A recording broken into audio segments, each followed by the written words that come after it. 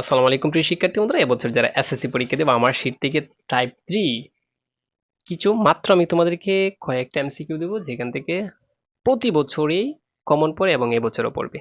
নিচের কোনটি নিচের কোনটি মৌলিক সংখ্যা থেকে প্রত্যেক বছরই আসে?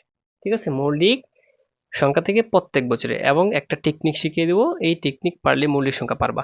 তাহলে দেখো, নিচের কোনটি মৌলিক? 2 হচ্ছে একটা মৌলিক সংখ্যা। ঠিক আছে, 2 হচ্ছে একটা মৌলিক সংখ্যা, উত্তর হচ্ছে 2। নিচের কোনটি মৌলিক সংখ্যা বলতে পারবা? এই যে 23 হচ্ছে একটা মৌলিক সংখ্যা।